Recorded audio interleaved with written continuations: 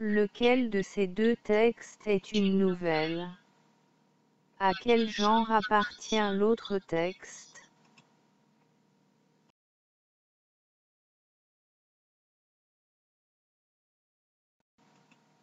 Un couple de Parisiens décide de passer le week-end à la plage.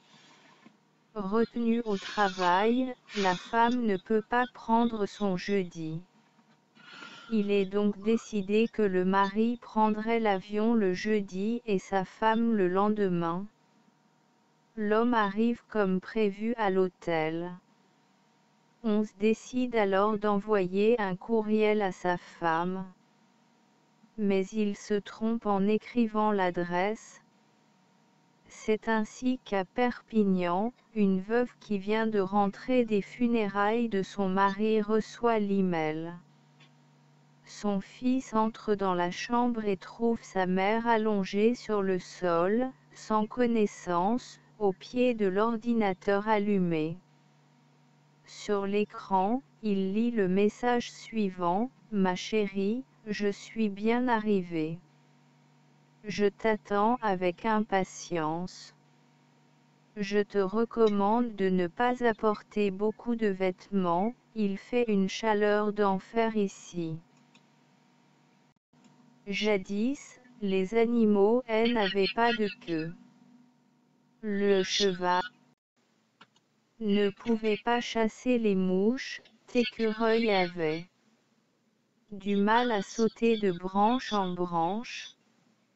Le roi des animaux, le lion, prit la décision de remédier à cette situation.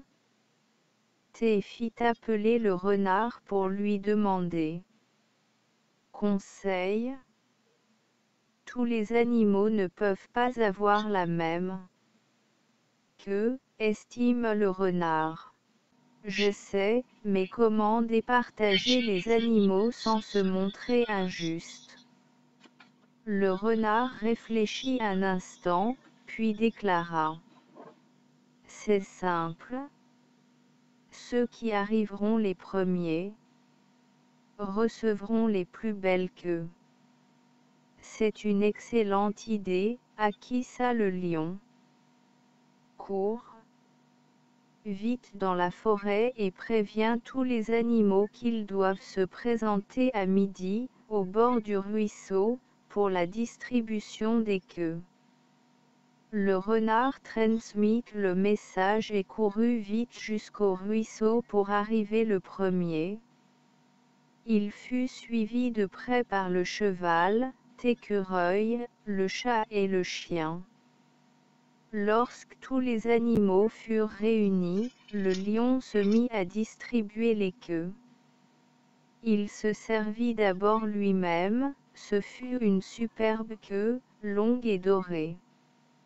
Ensuite, le lion attribua de très belles queues bien touffues au renard et à l'écureuil. Le cheval opta pour une magnifique queue en crin. Le chien et le chat reçurent encore des queues fort présentables, mais les animaux, qui arrivèrent les derniers, se trouvèrent bien démunis. C'est ainsi que l'éléphant ne reçut qu'une queue minuscule.